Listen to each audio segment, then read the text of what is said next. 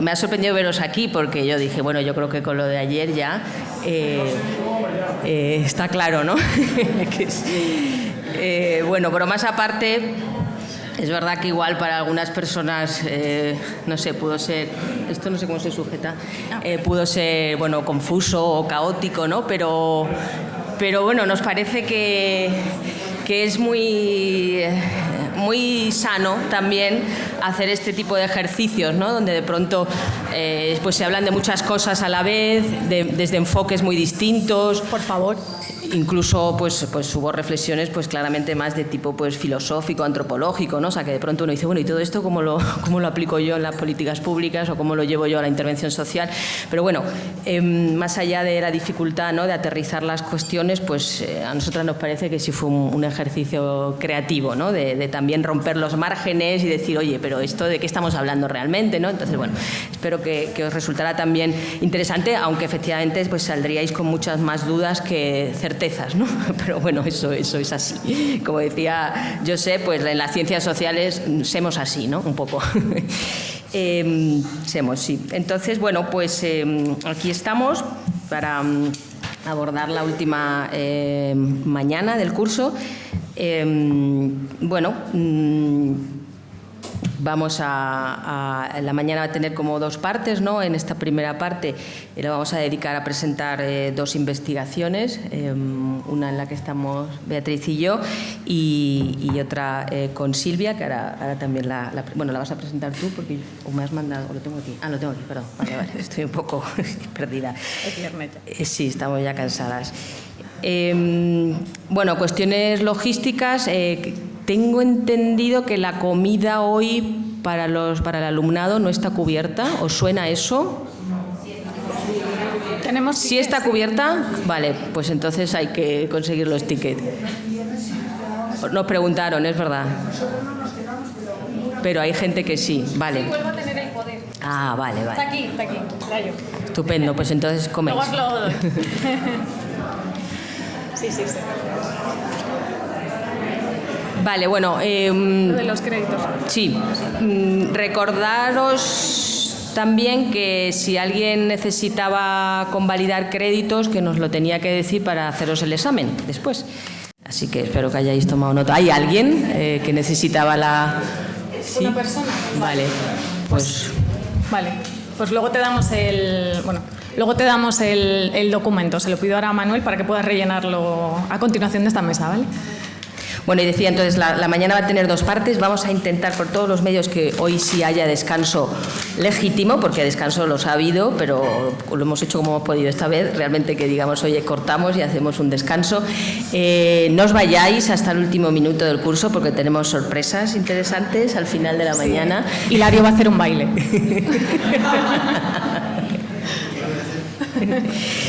Y bueno, como decía, la primera parte va a ser de presentación de un par de investigaciones y después vamos a tener una mesa redonda, yo creo que muy interesante para hablar de esta reacción antifeminista, ¿no? Esta idea que también se ha repetido varias veces a lo largo del curso.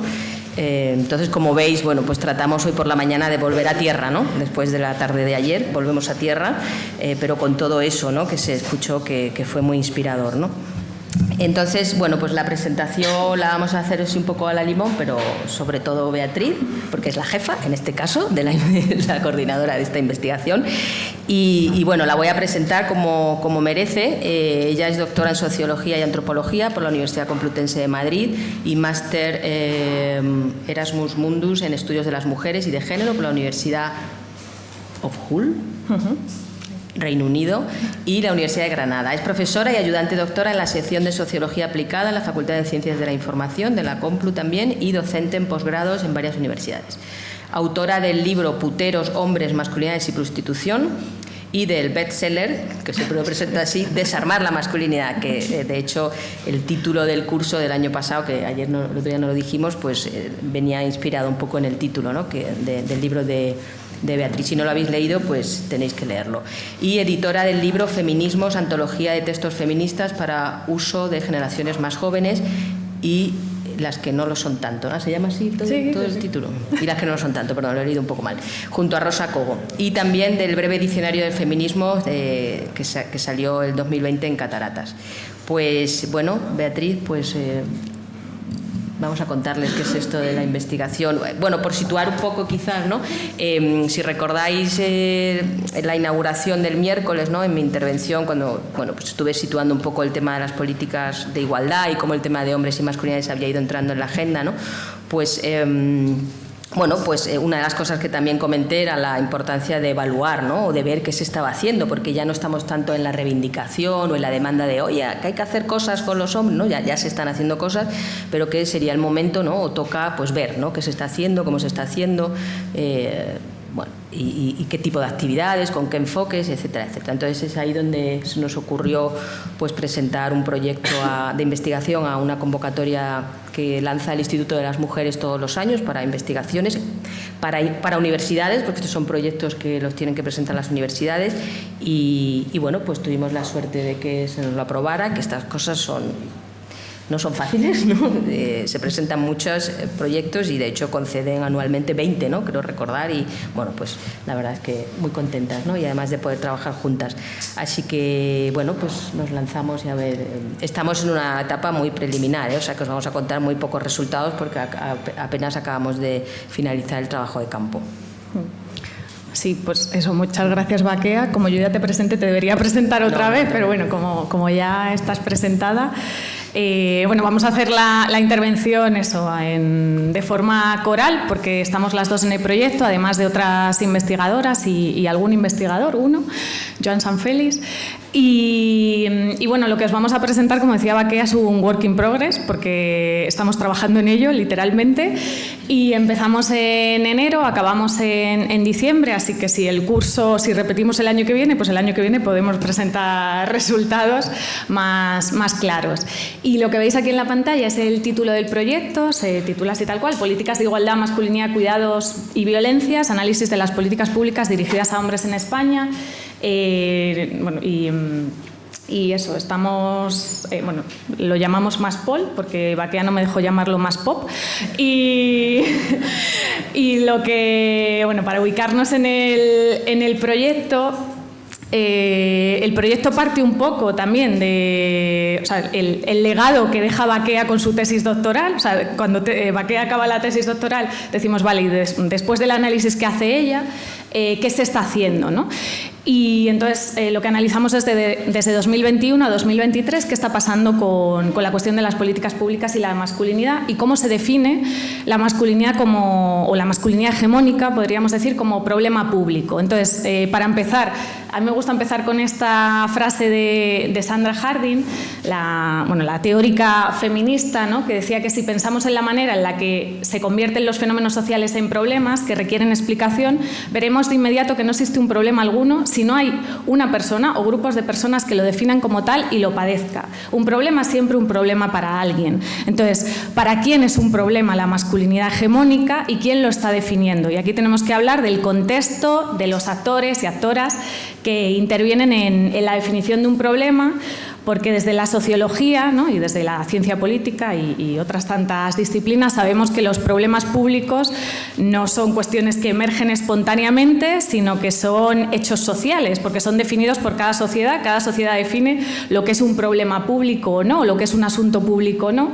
Y, por tanto, en esas definiciones intervienen pues, instituciones, movimientos sociales, actores y actoras críticas, y define mucho eso, el contexto sociopolítico que se está viviendo en el momento. Entonces, lo que intentamos hacer en el proyecto también es pues definir cómo se está enmarcando y quiénes contribuyen a enmarcar el asunto de la masculinidad como un problema que requiere intervención pública, ¿no?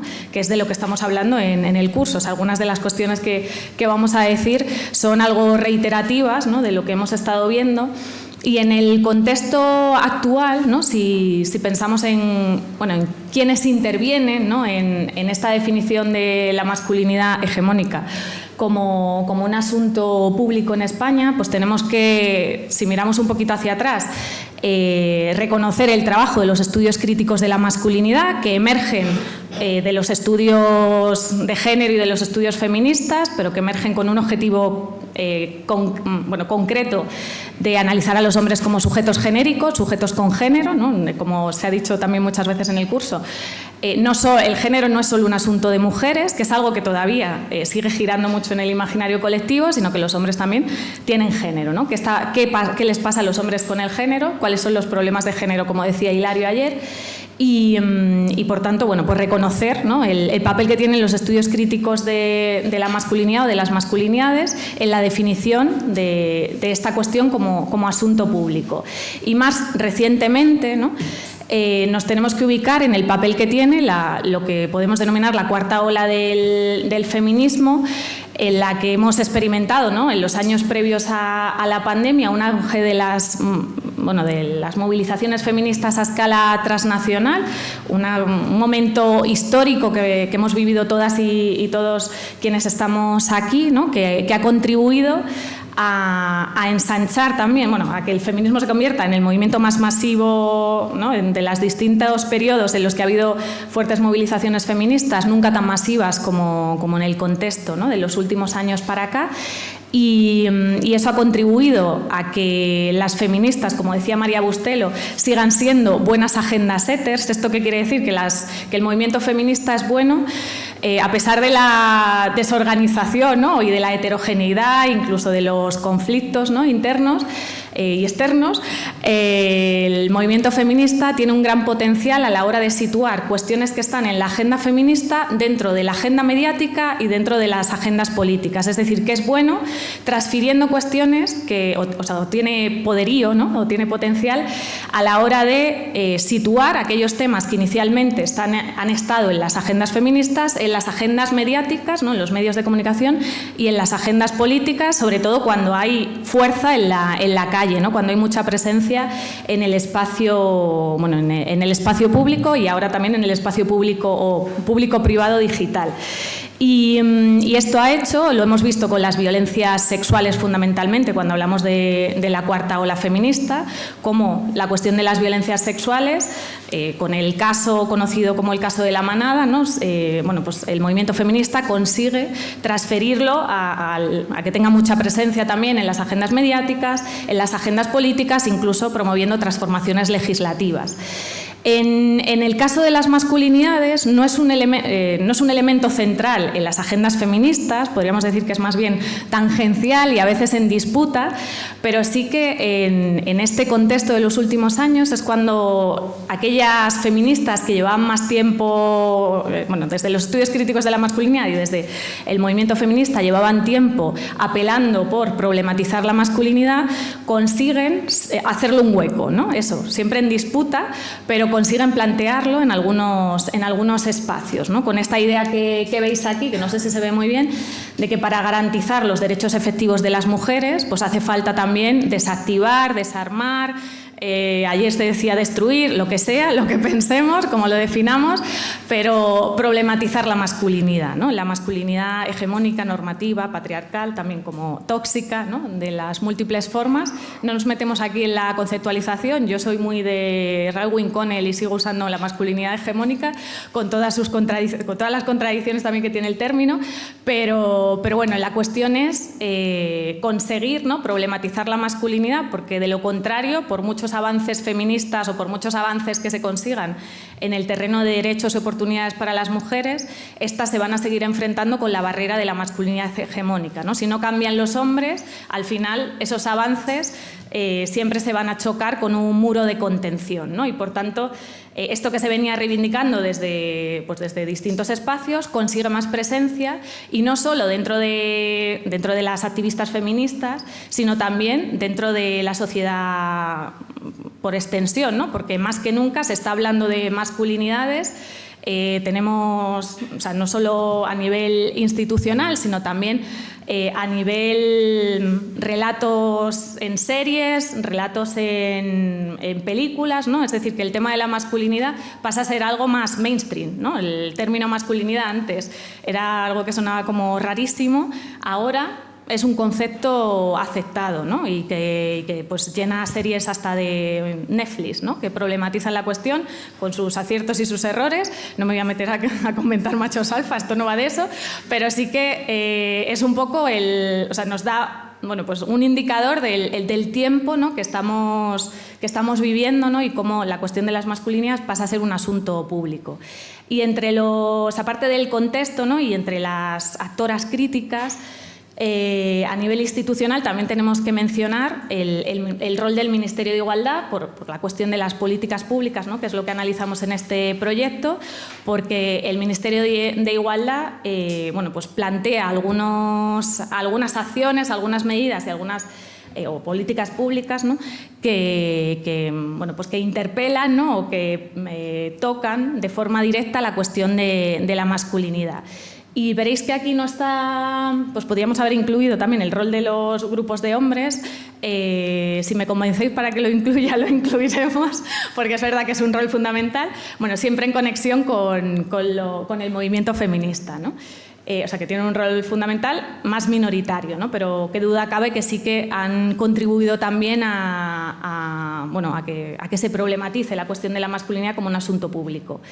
Y aquí repetimos la frase de Almudena Hernando, porque nos sirve para enmarcar también, ¿no? La idea que comentábamos, que no se trata solo de transformar a las mujeres, ¿no? En esta visión más tradicional de las políticas de igualdad, de pedir cambios a las mujeres, ¿no? Siempre pensando en que son las otras las que tienen que transformarse, sino que también se trata de transformar a aquel que no ha sido definido desde la otredad, ¿no? Aquel que ha sido definido como la norma. Y no voy a hablar de esto, pero solo porque contextualizando pues es importante mencionarlo, ¿no? Cuando se enmarca la masculinidad como un asunto público, pues surge también reacción a esa definición de la masculinidad como asunto público, y lo hemos visto con las campañas, por ejemplo, de sensibilización institucionales. Ayer se mencionaba la del hombre blandengue o la campaña que se hizo desde Delegación de Gobierno que interpelaba, ¿no? directamente a los hombres, que hubo pues hasta un presentador de televisión, ¿no? que salió a defenderse. Es decir, que genera mucha reacción, ¿no? Y esto también tenemos que ponerlo sobre la mesa, y de esto se va a hablar más en profundidad luego, pero solo por mencionarlo, ¿no? Como esta problematización de la masculinidad pues genera muchas resistencias, ¿no? Dentro de los discursos y actores antifeministas. Y hablando ya de las políticas de igualdad, masculinidades y hombres, como decía, ha habido un enfoque tradicional pues de esta idea del arreglar a las mujeres, ¿no? Que todavía coexiste y que todavía lo vemos en muchas respuestas institucionales en distintos niveles administrativos, ¿no? Las políticas de igualdad tienen que ir destinadas solo a las mujeres. Y nosotras no criticamos esto, sino que hay que ampliar, ¿no? al siguiente enfoque que coexiste con este, que es el de las medidas que promueven cambios, procesos de cambio estructural. Aquí me falta la referencia a Estelarra, pero Judith Estelarra también comentaba esto, y otras autoras, ¿no? Y en este cambio de las Fixed Woman Approach a las medidas de cambio estructural, una de las cuestiones que se entiende que hay que abordar, ¿no? De nuevo, es trabajar con los hombres y cuestionar, ¿no? Problematizar la masculinidad. Y cuando nos vamos a las políticas de igualdad dirigidas a hombres, ¿no? Aquellas que se han elaborado y aquellas que tocan de forma tangencial o directa la masculinidad, vemos, como dice Paque Alonso, que las políticas de igualdad dirigidas a hombres están poco desarrolladas, ¿no? Y son irregulares. Y una cuestión que es muy significativa también es que han tendido a centrarse en dos ejes temáticos. Hay otros ejes, porque aquí veréis que no está salud, que salud también podríamos haberlo incluido, pero salud muchas veces no se incluye como política, no se trabaja como política de igualdad. Cuando hablamos de políticas de igualdad dirigidas a hombres, fundamentalmente han tendido a centrarse y tienden a centrarse, ¿no? En la actualidad en dos ejes, que el año pasado nuestro curso iba de esta cuestión, y de ahí en parte sale este proyecto, ¿no? Por un lado, el eje de la corresponsabilidad e implicación de los hombres en los cuidados, poniendo especial atención en las paternidades, no en los cuidados en su globalidad, sino más bien centrado en las paternidades. Y por otro lado, la prevención de las violencias y el trabajo con maltratadores. Y la cuestión que nos parece también destacable entre estos dos temas es que muchas veces se tratan como compartimentos estancos, ¿no? Y lo vemos también en las distribuciones, o sea, cómo están repartidas las tareas, ¿no? Dentro del Ministerio de Igualdad, dentro de los distintos niveles de administración, aparecen como si estuviesen desconectadas en muchas ocasiones, ¿no? O sin poco lugar a conexión. Y como os decíamos el primer día, una de las conclusiones a las que llegamos en el curso del año pasado y que esperemos, no sabemos, porque somos investigadoras flexibles y abiertas, pero que esperemos que sea uno de los resultados de la investigación también, es que la implicación de los hombres en los cuidados, o sea, que lo contrario a las violencias son los cuidados, ¿no? Porque la implicación de los hombres en los cuidados, en muchas ocasiones, está conectado con el desarrollo de una mayor empatía, con el desarrollo de un mayor reconocimiento hacia el otro o otra vulnerable, ¿no? O vulnerable o en una situación de desventaja frente a ellos en distintos niveles, y por tanto eso contribuye también a ser un preventivo de las violencias. Entonces, nuestra idea es que estos dos compartimentos estancos deberían estar de alguna manera conectados, ¿no? Que para prevenir las violencias hay que trabajar también los cuidados y bueno, por eso pues, hacemos tanto hincapié y repetimos esta idea mucho. Y por otro lado, lo que veis aquí, ¿no? Cuando analizamos, ¿no? Nos acercamos, ponemos el foco en las políticas de igualdad dirigidas a hombres, la cuestión que se está repitiendo también mucho en las entrevistas que estamos haciendo, ¿no? Es que tienen una paradoja, y es que son medidas que han sido... que no han sido demandadas por el público destinatario, entonces en muchas ocasiones cuesta llegar al público destinatario porque hay que pensar estrategias para ver cómo llegar, ¿no? Porque no es lo mismo realizar un taller de empoderamiento para mujeres que realizar un taller de paternidades corresponsables para hombres, ¿no? Colgar un cartel en un centro municipal donde puede que las mujeres se sientan más atraídas, ¿no? por ese tipo de mensaje, y que los hombres sientan que no va con ellos y por tanto no van a ir, y esto lo dice muy bien Baquea, que a veces hay que ir a los lugares donde están ellos, bueno, y se ha dicho también en el curso, ¿no? Y no tanto esperar que ellos vengan, ¿no? Porque el público es distinto, y no ha habido, decía antes, el movimiento de hombres por la igualdad, pues existe, pero no es un movimiento tan significativo, tan masivo, ¿no? Como el movimiento feminista, demandando, ¿no? Políticas que toquen, ¿no? los problemas de género de las mujeres, ¿no? En este caso no lo tenemos en el caso de los hombres, por tanto pues se encuentran con esa paradoja de ofrecer recursos, medidas a un público que está más o que le cuesta más conectar, ¿no? O estar más interesado, que luego puede estar interesado, ¿no? Una vez que enganchamos, ¿no? Que se genera vínculo, pero en un primer lugar es distinto, ¿no? Pues presenta esos retos. Y ahora, hablando ya un poquito de MASPOL, para dejaros con ganas para el año que viene y presentar resultados concretos, ¿cuáles son qué nos planteamos aparte de esta cuestión, ¿no? De problematizar, ver cómo se problematiza la masculinidad en el contexto contemporáneo como un asunto público? Nos planteamos mapear, ¿no? Elaborar una cartografía de las políticas públicas y acciones llevadas a cabo tanto en el ámbito estatal como en el ámbito autonómico en los 3 últimos años. Pensad que es un proyecto de un año, o sea, no podíamos, siempre somos mucho más ambiciosas, pero luego hay que ser realistas.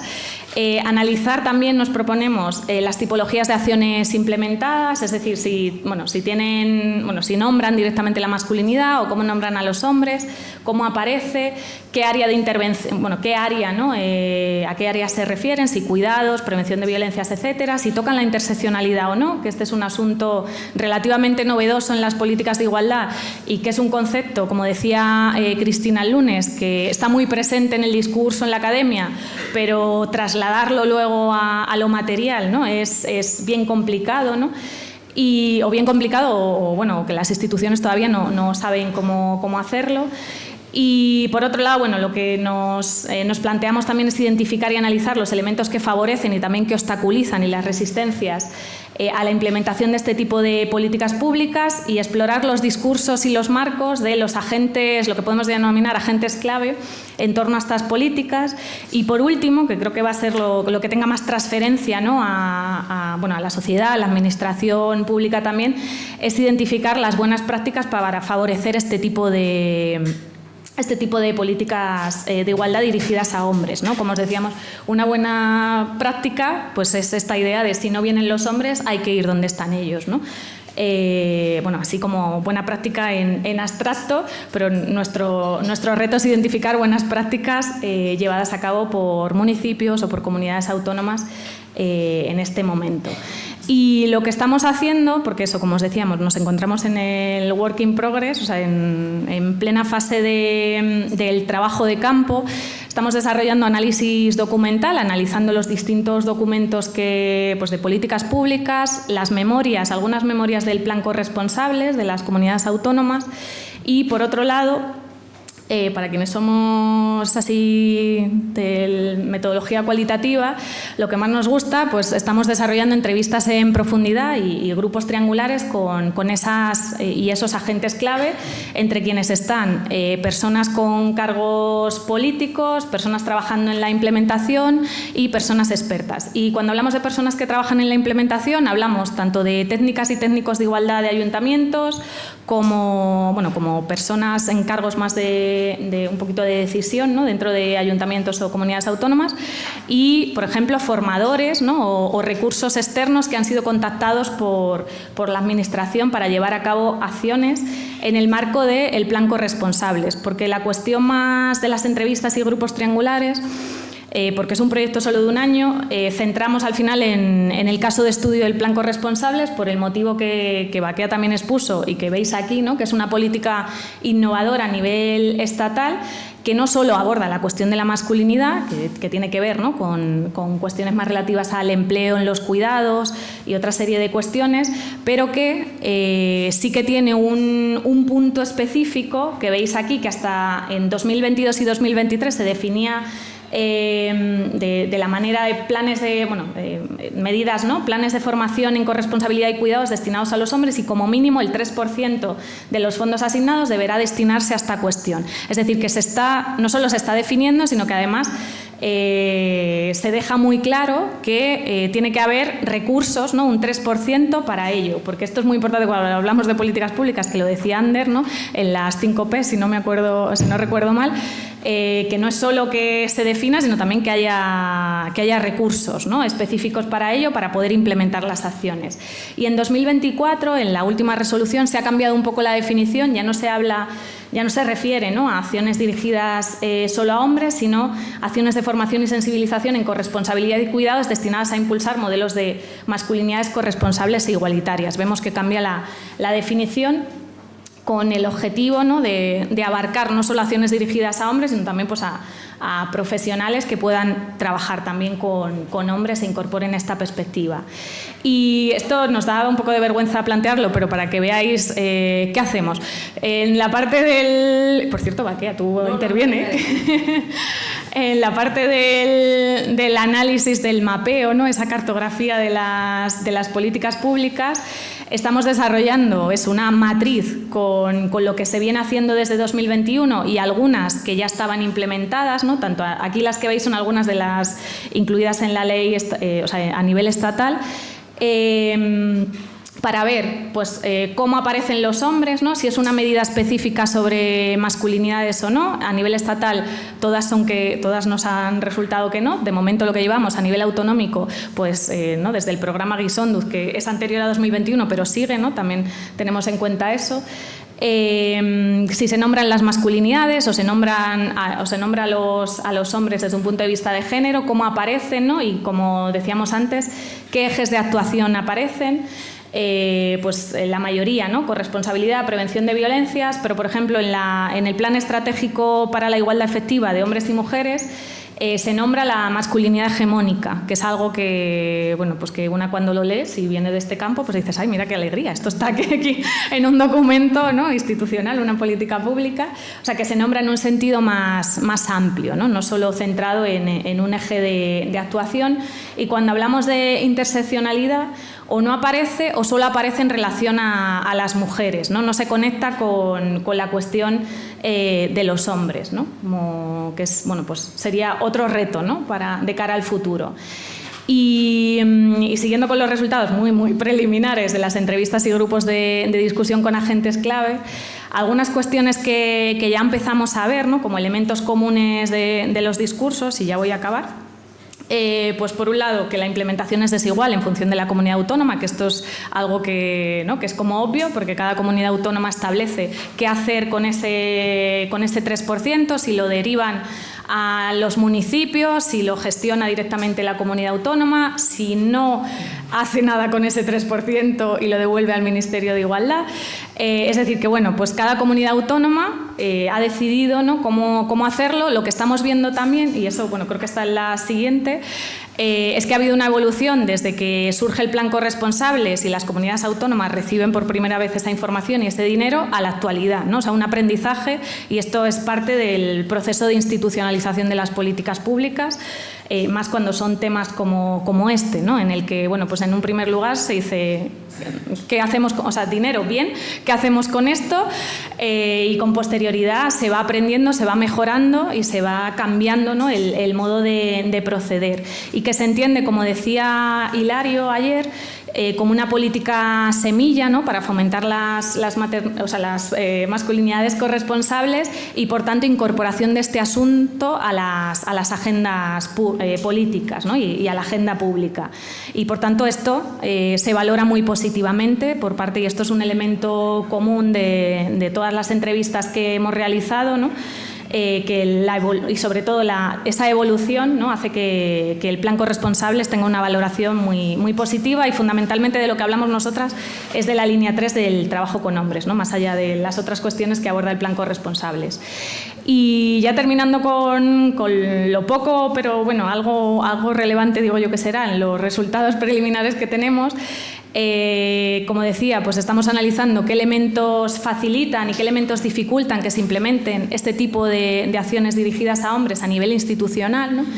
Y lo que nos encontramos entre los que dificultan es la falta de estructura institucional para aplicar medidas referentes a las masculinidades, que por un lado tienen que ver con falta de recursos, porque por ejemplo en algunos ayuntamientos que no tienen técnica de igualdad, ¿no? pues qué se hace, cómo se gestiona, ¿no? O que no tienen un equipo para desarrollarlo, pues vemos que esa es una dificultad, ¿no? muy obvia. Por otro lado, la falta de conocimiento sobre el tema también era un elemento recurrente, ¿no?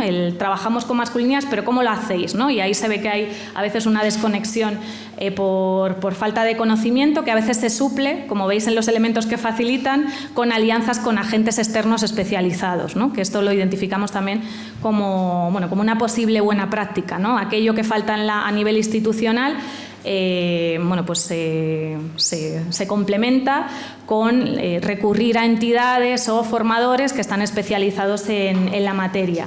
Entre los elementos que dificultan, pues la cuestión que ya comentaba antes, ¿no? La dificultad para llegar a los hombres, ¿no? Al público objetivo, y por otro lado las resistencias, y nos faltan muchos elementos que dificultan, pero como decimos estamos trabajando en ello. Las resistencias pueden ser institucionales, ¿no? Que haya instituciones que no quieren trabajar el tema, personales, políticas también, de cambios en las estructuras políticas también, que se viniera trabajando el tema pero ya no, o que no se viniera trabajando y ahora sí.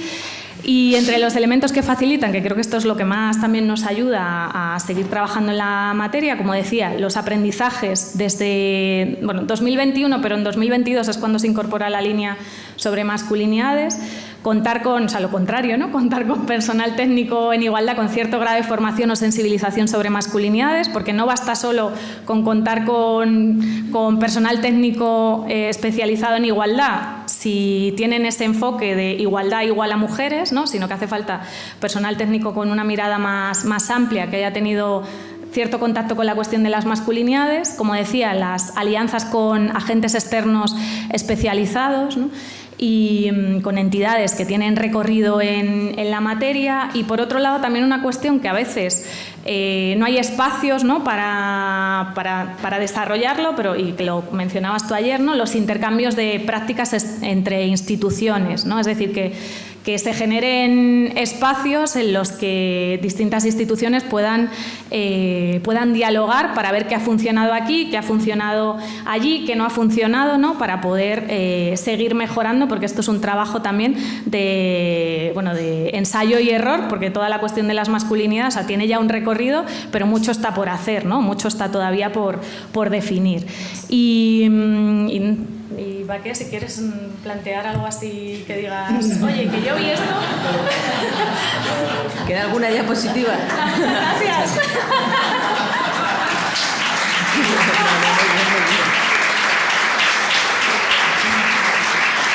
No, muy bien, ¿no? Sí, vamos. Esto estaba pactado, ¿eh? No pensé que sea una chapa así. No, así a pelo, no. Como yo hablé el otro día, pues hoy lo tocaba a ella.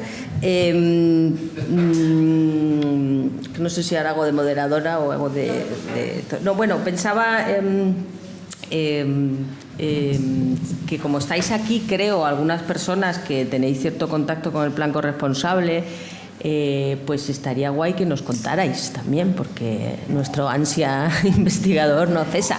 Entonces, bueno, pues podría ser una oportunidad también para que ahora, bueno, si tenéis alguna pregunta bien, pero si también decís, oye, pues en mi pueblo se está haciendo esto, oye, pues yo en la comunidad autónoma tal, pues estaría muy bien que lo pudierais compartir. Bueno, yo creo que ahora, porque estamos unos minutillos, y luego pasamos a Silvia. Dale. Bueno, no tenemos... micrófono. Pues es que nos han quitado el micro. Están allí.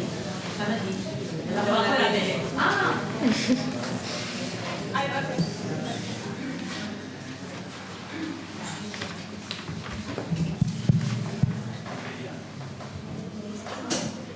¿Qué tal?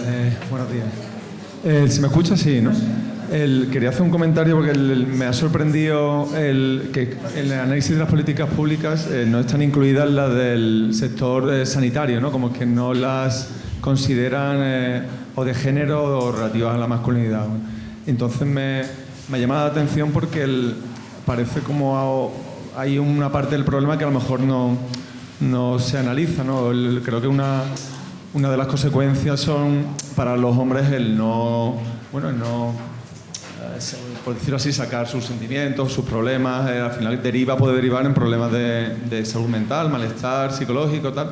Y es verdad que yo por lo que analizo por mi trabajo, algunos otros países sí están intentando, en el caso que yo estoy analizando, que es un poco salud mental, sector agrario, sí están intentando vincular el análisis o la participación de la parte sanitaria en esa identificación, ¿no? Tanto con una vigilancia médica gratuita, tanto formando a los médicos sobre las características un poco de los problemas de salud mental asociados al sector agrario. Entonces, como que sí están intentando establecer medidas para la identificación de esos problemas o consecuencias últimas que pueden ser de la masculinidad o de otro conjunto de factores que se dan en el sector agrario, pero que sí, como que una forma de detectarlo o de trabajar con ellos es desde el ámbito sanitario, identificar esas consecuencias, esos problemas. Entonces, bueno, por eso me ha llamado la atención de que desde el ámbito sanitario no se incluye, porque creo que ahí hay como una población que se puede trabajar con ella desde ahí. A ver, sí, claro. Si os acordáis, el otro día, en una de las diapositivas que yo planteaba, que venían 3 temas, ¿no? Era cuidados y corresponsabilidad, violencia y salud, ¿no? Como los 3 temas que aparecen en todas partes, ¿no? No solo en España, efectivamente, sino fuera. De hecho, efectivamente, Brasil tuvo una estrategia de salud masculina, Estados Unidos, Australia, Irán, Irlanda, es decir, ha habido, ¿no?, diferentes países. No necesariamente con un enfoque feminista, eso también hay que tenerlo en cuenta, ¿no? Que siempre esta idea de que si hablamos de costes hay que hablar de privilegios. Entonces, una estrategia de salud dirigida a los hombres per se, sin que eso tenga explícitamente unos objetivos relacionados con la desigualdad, pues no nos valdría, ¿no? Y eso además lo dice la OMS. La OMS tiene algún documento ya al respecto que igual conoce, ¿no?, donde dice, bueno, está muy bien trabajar efectivamente que pues la mortalidad masculina, ¿no? Hay datos, ¿no?, que nos están diciendo que en general la salud masculina necesita una intervención especial, ¿no? Pero si eso no lo acompañas o eso no explicitas, ¿no?, que eso tiene que ver con el patriarcado, con el machismo, con la masculinidad y con la desigualdad, pues entonces esta estaremos mejorando a lo mejor la salud masculina, pero hasta ahí, ¿no? Entonces, bueno. Pero es que de hecho el título de nuestro curso de estos días precisamente tiene que ver con esa demanda que nosotras un poco hacemos. Es hasta ahora las políticas de igualdad en España en relación a los hombres, lo que se ha hecho es en el ámbito de los cuidados y de la violencia. Y lo que decimos es, vamos más allá, porque también recordar una diapositiva del otro día que decíamos, ¿no? ¿Qué tipos de estrategias hay, ¿no? Y hablábamos de aquellas estrategias que tienen que ver con trabajar con los hombres porque eso mejora directamente la vida de las mujeres, o aquellas estrategias que tienen que ver con trabajar lo que le pasa a los hombres por cuestiones de género específicamente. Y en ese ámbito es donde no hemos hecho nada, o muy poco. Entonces ahí es donde está el recorrido, o donde luego habría que seguir pensando, ¿no? Y efectivamente, claro, por eso decía Bea, y eso son políticas de igualdad, que yo también lo decía en la inauguración, ¿no? Son políticas de igualdad si nos podemos hacer una estrategia dentro del ámbito de la salud, ¿no? Para mejorar, Bueno, yo pienso que sí, ¿no? Por eso hablamos de la transversalidad del enfoque de género, pero hasta ahora no las definíamos así, ¿no? Las políticas de igualdad han sido trabajar la prevención de la violencia, trabajar que los hombres se impliquen en los cuidados, Bueno, un poco esto. No sé si tú quieres decir algo.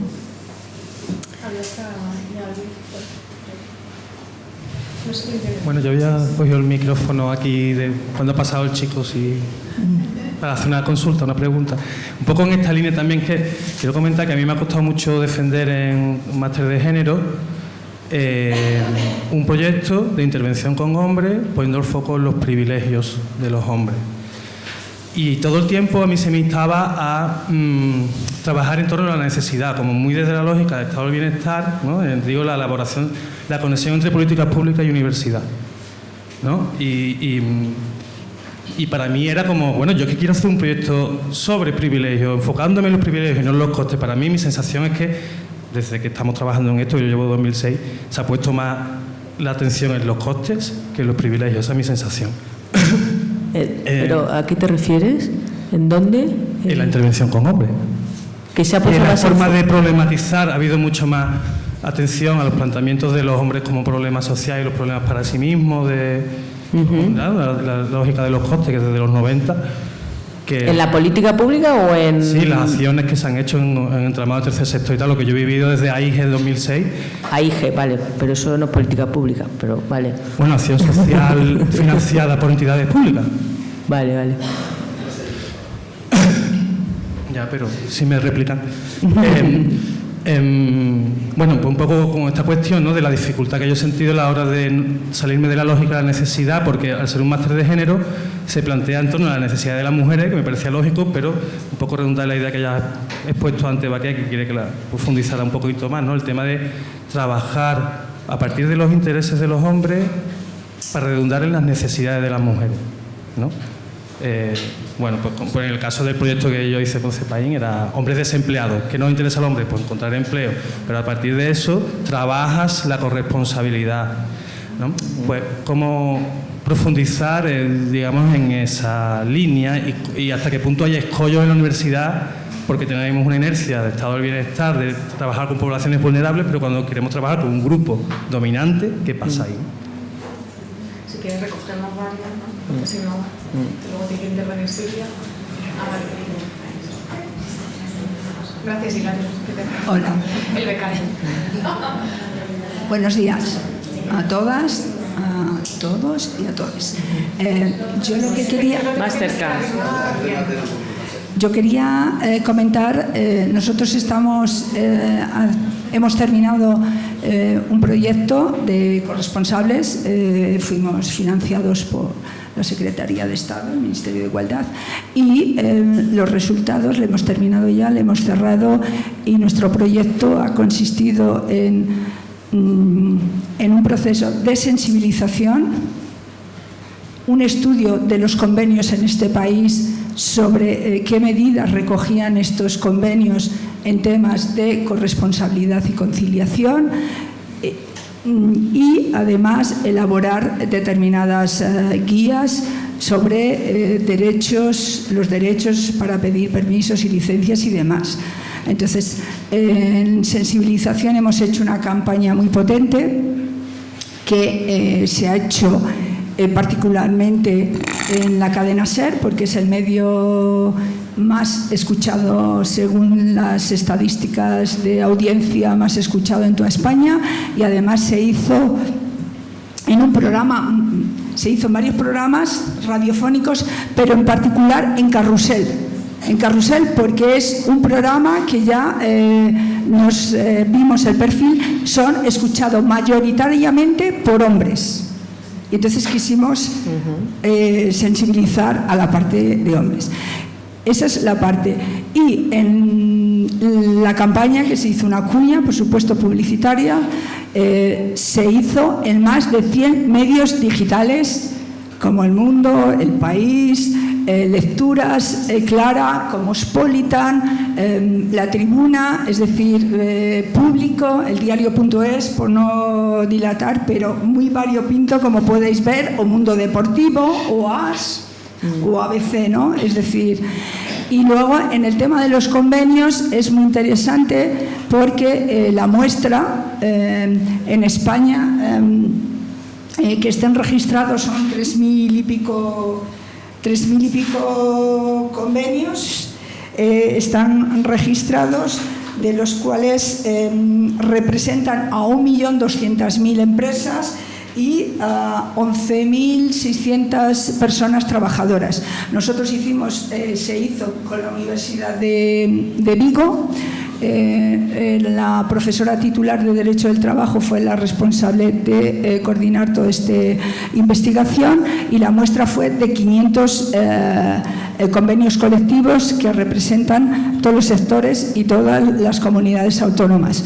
En esto lo que fue un trabajo muy importante y muy interesante, porque realmente los convenios colectivos es una negociación dura. Es verdad que hay una ley que obliga a los planes de igualdad y a tener y a meter, pero en muchas ocasiones lo que se detecta es que hay medidas recogidas que son obligatorias, pero de forma muy genérica, ¿vale?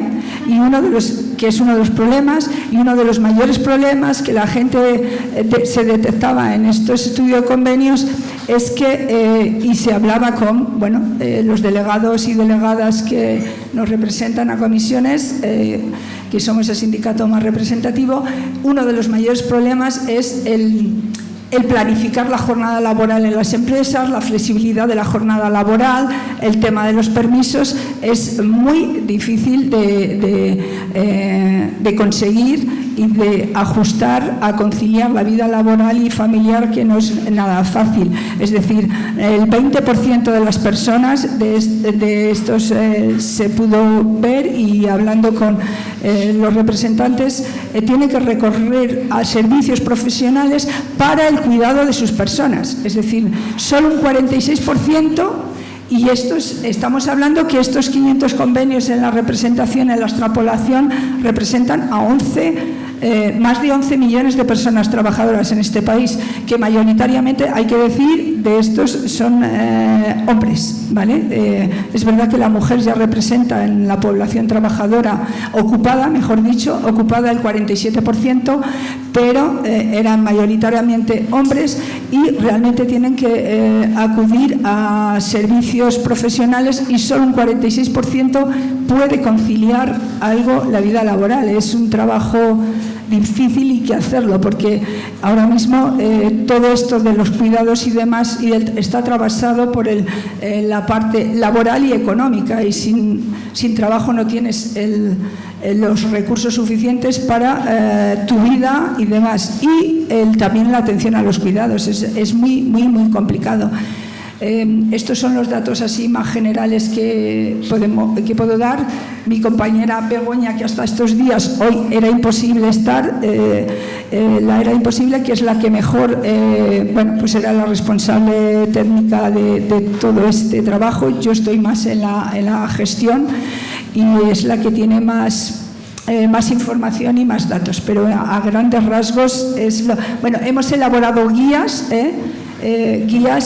Hemos hecho un asesoramiento a empresas muy interesantes, porque han intervenido las federaciones, varias federaciones estatales, hemos atendido asesoramientos, 358 asesoramientos a empresas y delegados, que representan son 154 empresas, que estas empresas ocupan a 84.000 trabajadores, es decir, indirectamente a 84.000 trabajadores en este país hemos conseguido llegar a asesoramiento y mejorar y trabajar en la negociación de convenios colectivos que faciliten medidas para la corresponsabilidad y la conciliación. Sí, por allí había Buenos días. Baquea y Beatriz. Baquea sí me conoce Beatriz solo de vídeo, ¿no? Hola. Me ha parecido entender que no recogíais de momento ninguna acción del Estado. Sí que habéis recogido de administraciones locales o de comunidades autónomas. No sé si lo he entendido bien. Pero bueno, la verdad es que aunque se ha celebrado este año las actividades formativas que bien conocéis porque habéis participado, la actividad formativa sobre hombres igualitarios en las administraciones públicas que organizó el Instituto Nacional de Administración Pública, estaba contenida en el segundo plan de igualdad de género, de formación en igualdad de género de ese instituto. Por tanto, yo creo que se podría incluir, aunque se hayan celebrado este año, estaban programadas desde el año 23. Entonces, bueno, es una línea innovadora que ha iniciado el INAP en sus formaciones, y en la primera, que fue un éxito bastante notable, porque para 25 plazas hubo más de 500 solicitudes, era un curso específicamente dirigido a hombres, y tuvimos primeras espadas como vosotras dos, o personas como Miguel Lázaro, como José Churriviere de Quisondus y otros participantes, ¿no?, de AIGE y de otras organizaciones.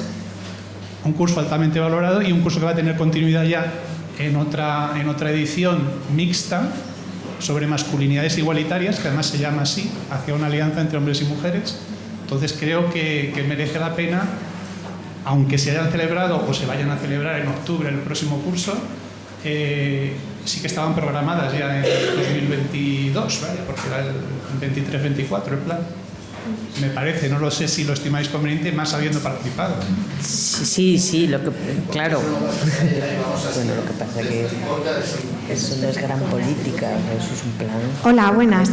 Claro. Pues desde UGT, me parece que ha hecho una exposición estupenda la compañera de comisiones con lo que supone el espacio laboral, los centros de trabajo clave para la consecución de la igualdad de derechos y de oportunidades, ¿no? Y en especial en relación con los cuidados. Nuestro proyecto también en el marco del plan corresponsables, el nombre cortito es Proyecto Artemisa, que ya es un mítico de UGT, y por rescatar sintéticamente lo que hemos hecho, hemos dado, además de realizar guías de fácil lectura intentando concretar las preguntas más frecuentes en relación con los derechos laborales en materia de conciliación, ha tenido un claro carácter de fomento para su ejercicio corresponsable, ¿no? Lamentablemente, a pesar de que estamos ya en una situación de igualdad formal, los datos y estadísticas evidencian que todavía existe una gran brecha en relación con quienes ejercen sus derechos en materia laboral en relación con los cuidados, ¿no? Y ahí el carácter retribuido de los permisos se configura como un elemento fundamental para conseguir el ejercicio corresponsable. Ahí tenemos los datos de la prestación por nacimiento, desde 2021 corresponden 16 semanas y seguramente lo sabremos todos y todas las que estamos aquí, ¿no? Incluso es superior el porcentaje de prestaciones concedidas a favor del segundo progenitor, que habitualmente es el padre. Entonces, aprovechamos para reivindicar de nuevo la necesidad de retribuir el permiso parental de 8 semanas, ¿no?, que va a llegar el 2 de agosto, que establece la directiva, y continuamos sin tener remuneración. Dicho esto, desde el proyecto Artemisa, además de elaborar guías, os animo y que hagáis la difusión máxima posible, proyectoartemisa.ugt.org. Ahí están tanto la guía en formato PDF, dípticos, como un servicio de asesoramiento abierto a todas las personas trabajadoras.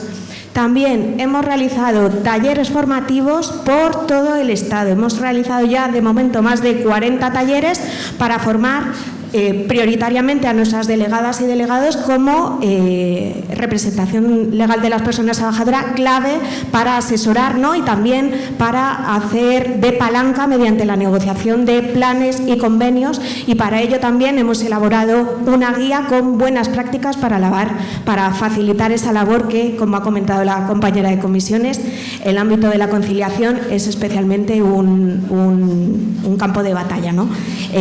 También hemos tenido una fuerte apuesta por la difusión y por redes sociales, que si nos seguís en UGT Feminista podéis verlo. No me extiendo más, muchas gracias. Buenos días, muchas gracias. Bueno, me está encantando esta formación.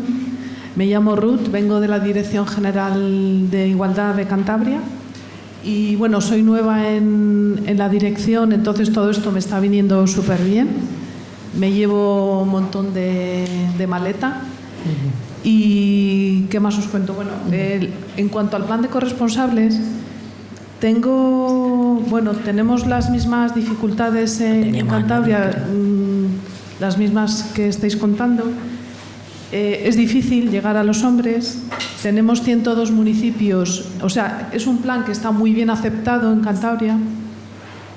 Tenemos 102 municipios y acababa, creo que ya hemos sacado la convocatoria de este año, creo que acababa el lunes la recepción de solicitudes y ya el viernes nos habían llegado 95, con lo cual el año pasado llegamos a 97, con lo cual creo que este año podemos incluso superar expectativas.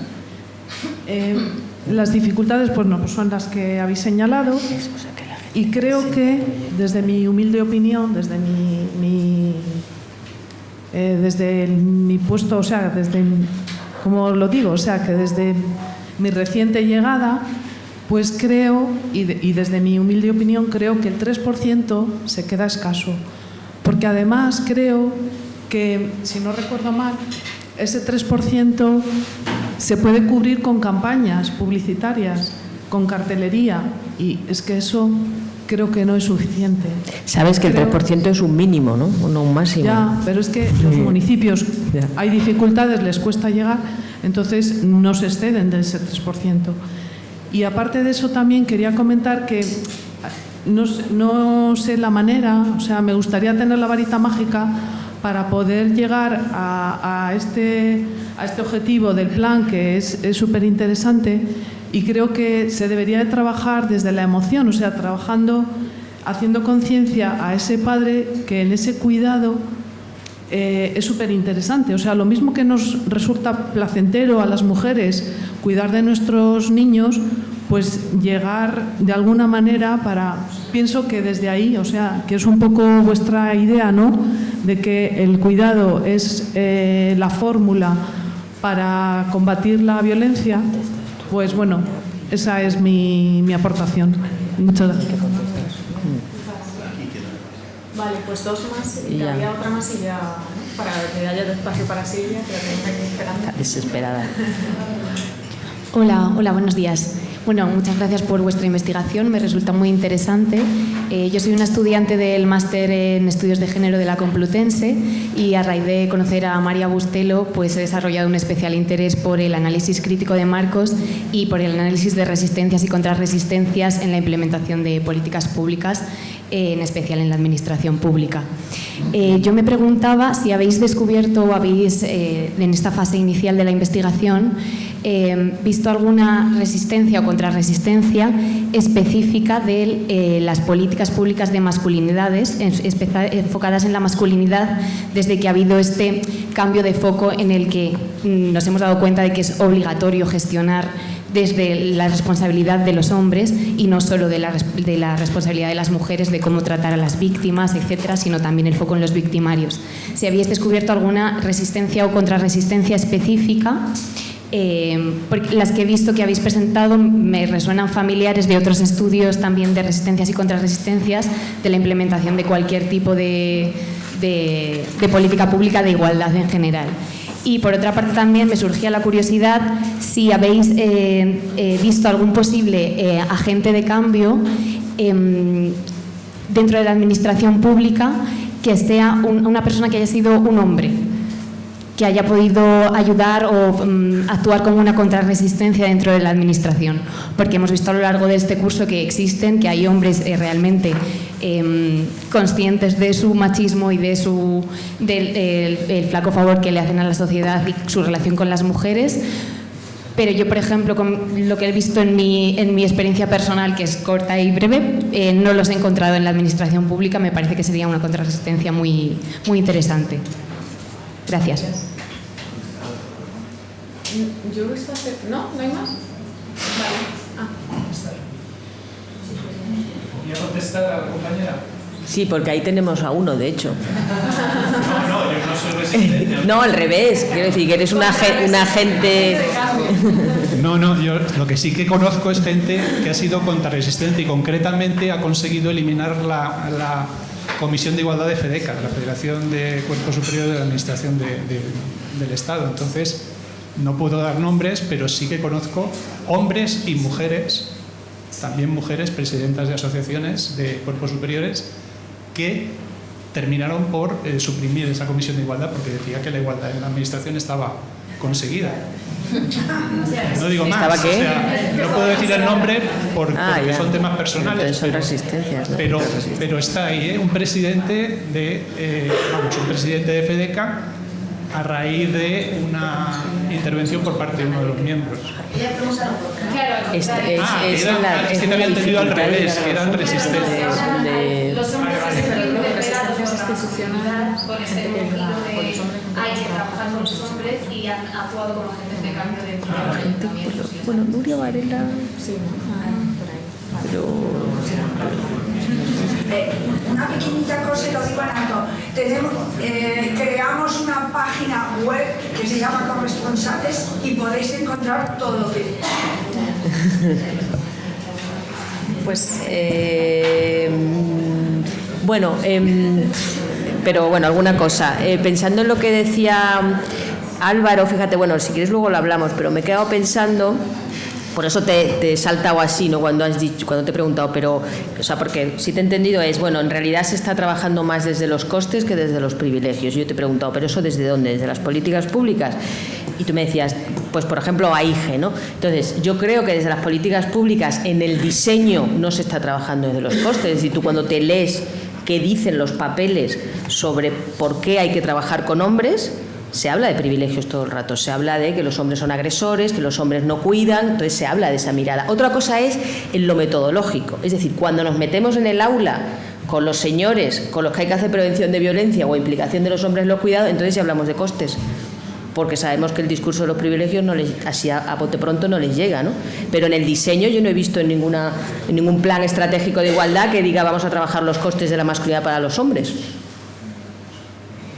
Otra cosa es que los grupos de hombres, por eso decía, a lo mejor desde el movimiento social, desde las organizaciones de AIGE, los grupos de hombres sí están trabajando los costes, o en su momento, luego dieron el giro, también en su momento, pero desde la política pública, precisamente de hecho lo que nosotros estamos diciendo es, a lo mejor sí habría que empezar a hablar de los costes de la masculinidad desde las políticas de igualdad, porque hasta ahora en el diseño ha sido hablar de los privilegios y de ver a los hombres solo como un grupo homogéneo que obtiene beneficios de este sistema, punto. ¿No? No sé qué pensáis. Yo es que creo que... Bueno, pues... Sí, pero... Sí. No. Pero tenemos que ir dando paso a Silvia. Sí. Luego otras 2 horitas pues sí. Con esto. O sea, solo por contestar, bueno, que muchas gracias por las intervenciones, ¿no? Por aportar. Y que hemos ido tomando nota aquí. A Ruth de Cantabria te vamos a contactar para la investigación, si te parece bien, para que nos cuentes un poco más, que nos faltaba ahí Cantabria. Y luego... No, eso está lo hemos apuntado, lo hemos apuntado. Sí, luego destacar lo del INAP, José María, muchas gracias también por comentarlo, ¿no? Que es una iniciativa que tenemos que valorar muy positivamente. Lo que pasa es que en el estudio analizamos políticas públicas y bueno, acciones más a nivel estatal o autonómico, ¿no? Pero lo recogemos. para que no se nos vaya de la cabeza. Y luego respecto a la compañera que luego me dices tu nombre también para estar en contacto, porque el trabajo de resistencias es muy interesante, creo que muchas estamos ahí interesadas por el tema, que por cierto, si os interesa, que a lo mejor lo has leído, si os interesa la cuestión de las resistencias en la implementación de políticas de igualdad, hay un trabajito de Lorena Pajares, que ha trabajado mucho con María Bustelo, que es compañera y amiga, que es muy interesante, ¿no?, para acercarnos a ello. Y respecto a las resistencias específicas, porque es verdad que lo que hemos mencionado son resistencias que nos encontramos a la hora de implementar políticas públicas de igualdad en general. Respecto a resistencias más específicas, en la cuestión de las masculinidades, sí que es cierto que alguna persona mostraba algún discurso reticente a la idea de trabajar con hombres, ¿no?, a que se destinase dinero a trabajar con hombres, pero no ha sido lo mayoritario que nos estamos encontrando, ¿no? O sea, lo mayoritario es qué bien, ¿no?, y en algunos casos por fin se empieza a plantear esta cuestión y tenemos recursos para hacerlo, pero en algún discurso sí que ha aparecido como algo que está presente dentro del movimiento feminista, por ejemplo, y dentro de cargos o sea, que vienen de bagaje feminista, ¿no? Y luego, en cuanto a posibles agentes del cambio, pues sí nos encontramos también mujeres, ¿no?, que ocupan puestos en la administración, pero también algún técnico de igualdad que tiene bagaje y recorrido en cuestiones de masculinidades, y como decíamos también, pues esta idea de si la institución no llega, tejer alianzas con entidades, con formadores, ¿no?, que estén especializados y que puedan contribuir, ¿no?, también como agentes del cambio. O sea que lo hemos visto por ahí. Y las contrarresistencias pues las tendremos que analizar también. Bueno, y ahora va a hablar ella, sí. Vamos a hablar de... ¿Puedo hacer una aportación? Oye, se me ocurre una medida. En la administración del Estado sabemos que los cursos de igualdad puntúan un punto en los concursos. ¿Por qué no sustituimos o integramos ese curso de masculinidades? ¿Me estás entendiendo? O sea, que ya no sea el curso sobre igualdad, sino que sea un curso, que has dicho, que es en octubre, masculinidades, retos, tal. Una manera de introducir... ¿Cómo? Exactamente, sí, dentro de igualdad, pero es que seguro que si le llamas curso de igualdad se apunta a todo el mundo porque te dan un punto en los concursos, y yo eso lo sé. Sin embargo, curso sobre masculinidades, vamos a ver. 500 solicitudes para... Pero ese curso puntúa un punto en los concursos. Pregunto, es que... Pi. Luego va a haber tiempo de café. Venga, luego seguimos. Perdonad, luego va a haber tiempo de café para conversaciones así bilaterales. Bueno, vamos a presentar a Silvia, que ha tenido mucha paciencia. Y tú es que no viniste ayer, como no has venido los otros días, ya no sabes cuál es nuestras dinámicas locas. Pero bueno, muchas gracias, Silvia.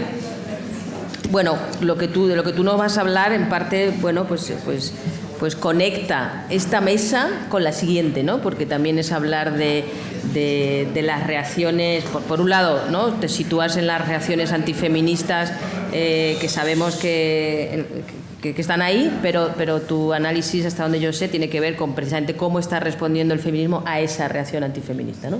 Algo así, ¿no? Entonces, bueno, pues va muy bien también para la mesa que decimos de después con Hilario y Beatriz. Entonces, Silvia Díaz Fernández es investigadora postdoctoral en el Departamento de Ciencias Políticas y de la Administración de la Universidad Complutense. Obtuvo su doctorado en Medios y Sociología por la Universidad de Muy bien, Inglaterra, en el año 2020. Anteriormente fue beneficiaria de una beca individual. Marie Curie. Ha participado en múltiples proyectos internacionales y nacionales sobre género y desigualdad. Es miembro del Instituto de Estudios de Género de la Universidad Carlos III de Madrid y de la red de investigación Intimidades Postdigitales del Centro de Culturas Postdigitales de la Universidad de Coventry. Sus investigaciones han explorado la mediatización de la violencia contra las mujeres, el antifeminismo global y las masculinidades contemporáneas. Su trabajo actual se centra en la política feminista, los movimientos antigénero y los procesos de desmocratización en España. Bueno, pues con muchas ganas de escucharte, Silvia, adelante. Bueno, pues muchas gracias por la introducción y por la invitación a este curso. Voy a intentar ser breve porque creo que estamos todas cansadas y queremos ir a tomar un café. Pero bueno, lo que yo vengo a presentar un poco es el proyecto en el que estoy trabajando ahora mismo, que es un proyecto europeo. Se ha financiado en una línea de investigación que sacaron la Comisión Europea hace unos años sobre feminismo y democracia en Europa. Y bueno, somos un consorcio de 9 países que más tarde os mencionaré cuál es la composición del consorcio. Pero señalar que desde el equipo de la Universidad Complutense de Madrid está dirigido por la profesora Manuela Lombardo, que bueno, pues por motivos personales no podía estar aquí, pero bueno, solamente mencionarla. Yo soy una investigadora contratada al proyecto y el proyecto se llama, está en inglés porque bueno, título en español realmente no tiene, como es un proyecto europeo solo tiene título en inglés, pero vendría a ser co-creando espacios democráticos, inclusivos e interseccionales en Europa. Entonces, como ha mencionado Bakea, tenemos como 2 ejes en este proyecto. Una parte del proyecto es analizar las campañas antigénero que se están desarrollando y articulando en Europa y también mapear e identificar qué tipo de respuestas se están desarrollando tanto en el movimiento feminista como desde las instituciones parlamentarias. ¿A qué me refiero con campañas antigénero? Pues nosotras desde el proyecto defendemos una definición de actores antigénero como aquellos grupos que defienden un proyecto político autoritario en diferentes grados, en diferentes niveles, de corte patriarcal, supremacista blanco e intrínsecamente racista.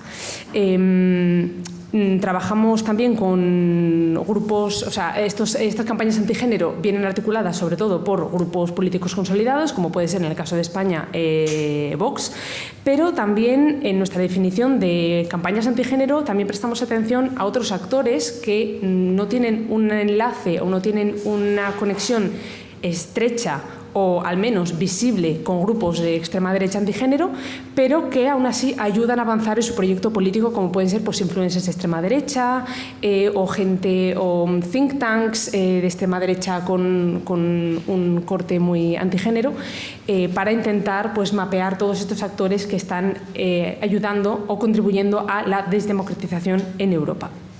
Entonces, me he pasado. Vale, ya está.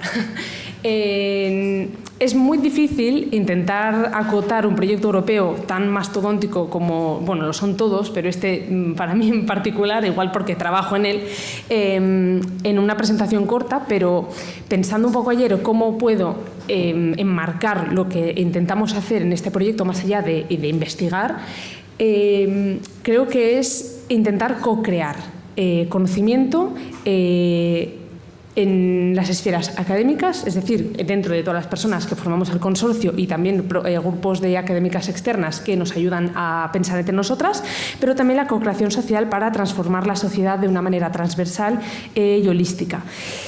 En esta co-creación de conocimiento nos interesa sobre todo co-crearlo en base a 3 puntos principales, que son, bueno, pues co-crear conocimiento que nos ayuda a entender las campañas antigénero y los mecanismos que utilizan para desafiar la democracia, sobre todo en relación a el ejercicio de la violencia, que no la entendemos solamente como violencia física, violencia simbólica, violencia discursiva, violencia política, y también la política de producción de conocimiento antigénero o antifeminista que se desarrolla a través de estos actores.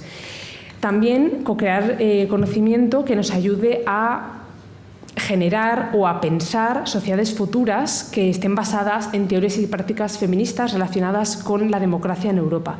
Y finalmente, co-crear conocimiento sobre y con el movimiento feminista y también desde las instituciones feministas para intentar pues, formar un frente común de conocimiento y de acción que ponga un poco de barrera o que haga de marco de contención a las fuerzas antigénero y otras fuerzas antidemocráticas. Vale, pues el consorcio, como os decía, estamos formados por 9 países y la dirección viene de parte de la profesora Mieke Berlu, que seguro que muchas la conocéis porque es una eminencia. Yo me siento muy privilegiada de poder trabajar con ella, además que es un amor. Y bueno, pues la coordinación viene de la Universidad de Radboud y luego pues tenemos una presencia bastante grande de diferentes países. Tenemos Reino Unido, otra universidad de Holanda, obviamente España, Polonia, Suecia, Italia, Hungría, Finlandia y Bélgica. Todos tenemos o todas tenemos estudio de caso, que hacemos nuestro estudio de caso en base a los países de los que venimos, menos Finlandia, que trabaja el marco o el nivel de Parlamento Europeo. Holanda es el único tampoco que no tiene estudio de caso, ya que tanto de la Universidad de Radboud como de la Universidad de Ámsterdam se hace todo el trabajo de gestión del proyecto. Empezó el proyecto en octubre de 2022 y terminará, si todo sale bien, que seguro que sí, en abril de 2026. Entonces estamos a punto de entrar en nuestro tercer año. Como explicaba antes Bea, su trabajo es un work in progress, pues el nuestro lo mismo. Tenemos algunos resultados, pero por motivos de confidencialidad tampoco puedo comunicar demasiado, pero todavía nos falta mucho trabajo, aunque parece que hemos hecho un montón. Cuando ayer estaba preparando un poco la presentación pensaba, madre mía, es que todavía nos queda como 2 años más. Entonces, bueno, presentaré lo que estamos trabajando ahora, las líneas de investigación que estamos desarrollando y también lo que nos falta, ¿no?, en un futuro. Para las que estáis familiarizadas con los proyectos europeos, os sonará esto de WP, y es que los proyectos europeos, todas sus actividades, todas sus investigaciones o sus eventos vienen articulados o vienen estructurados en base a lo que se llaman Work Package, que es paquete de trabajo.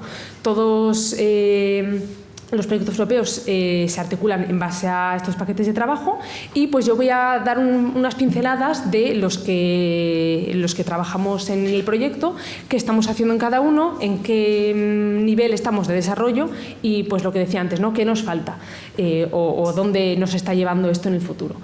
Pues empezando por el primero, este es el del marco teórico, y en este primer paquete de trabajo lo que estamos desarrollando es una revisión del estado del arte, sobre todo centrándonos en teorías contemporáneas de ciencia política, especialmente en aquellas que trabajan la relación entre feminismo o teoría feminista y democracia, que realmente no son demasiadas. Esto lo estamos desarrollando para intentar también realizar un trabajo de evaluación de contribuciones teóricas que nos ayuden a entender, bueno, que nos ayuden en primera instancia a definir la democracia y el feminismo como dos fenómenos que para nosotras no se pueden entender de manera separada, pero también que nos ayuden a entender los desafíos a los que se está enfrentando la democracia en Europa en este momento. El objetivo, esto ya lo hemos hecho, esta revisión del estado del arte y esta evaluación de contribuciones teóricas, lo que nos falta, que estamos entrando ahora mismo en esta parte de este paquete de trabajo, es a través de la literatura intentar imaginar futuros feministas en Europa. Es decir, vemos parte de la literatura que trabaja teoría feminista y democracia, desafíos de la democracia, y ahora estamos intentando revisar literatura que nos ayude a pensar qué otra Europa feminista y democrática es posible.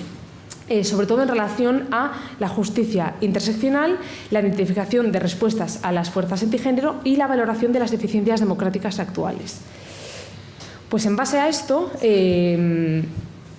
el primer deliberable o el primer entregable del proyecto fue en relación con el marco teórico, y me parece muy interesante y me gustaría comentarlo brevemente porque este marco realmente establece todas las bases de todo el trabajo teórico y el trabajo empírico que siguen en los diferentes paquetes del trabajo del proyecto. Y este deliberable o este marco teórico se empezó a pensar en base a la pregunta: ¿la democracia está bajo ataque? Ya lo llevamos viendo desde hace varios años, aunque en Europa tardó un poco más, empezó más en Estados Unidos y ahora en Europa estamos en pleno auge, no hace falta mirar más allá que las elecciones europeas. Y lo que pensamos es qué la ha hecho vulnerable, es decir, qué nos ha traído hasta aquí, a este momento donde la democracia está, en algunos países más que en otros, pero en peligro por parte de ataques constantes de fuerzas antidemocráticas y fuerzas antigénero. Pues lo que, después de una revisión de literatura muy profunda, lo que empezamos a ver es que Europa realmente está construida en base a unos legados que no situamos en el pasado, sino que vemos que estos legados siguen modelando, siguen influyendo cómo se está desarrollando la democracia en Europa. ¿Y cuáles son estos legados? Pues el capitalismo y el neoliberalismo, el legado del colonialismo, la religión organizada, el fascismo, el postsocialismo en algunos de los países, por ejemplo, Hungría y Polonia, y la democracia liberal representativa. ¿Qué pensamos a través de estos legados? Pues que la democracia europea realmente nunca fue perfecta, y no lo es ahora mismo, ya que se construyó sobre ejes de opresión, por ejemplo, pues el racismo, la LGTBI-fobia, la colonización, etc. Esto ha hecho que Europa se haya asentado y se haya desarrollado en base a unos binarismos de inclusión y participación democrática y exclusión de la participación democrática. Esto la ha hecho muy vulnerable a ataques antigénero que han sabido hincar un diente en estas vulnerabilidades de la democracia para polarizar la sociedad y para que esta, ¿cómo se dice?, dividirás y vencerás, para ganar apoyo, sobre todo electoral.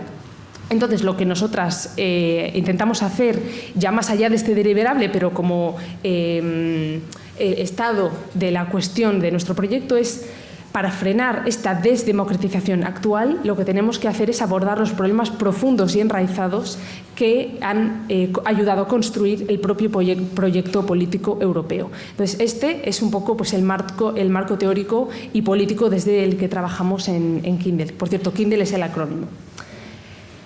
Bueno, pues el segundo paquete de trabajo, aquí es donde miramos las campañas antigénero en los diferentes países, y nos interesa sobre todo investigar su forma de actuación en cuanto a, por ejemplo, a su agenda, es decir, qué dimensiones tiene su agenda de proyecto político. Es más bien pues, lo que se conoce mucho como la batalla cultural o las guerras culturales, o es más bien una dimensión económica, o es una dimensión puramente de género, o también cuánto pesa la cuestión de raza.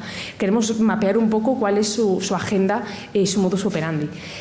También en cuanto al ejercicio de la violencia política, lo que decía antes, no, en algunos contextos la violencia física pues puede ser más relevante, pero en el contexto de nuestro proyecto nos fijamos sobre todo en el tipo de violencia política que se ejerce a través de las campañas antigénero para avanzar en su proyecto político y de deslegitimación del feminismo.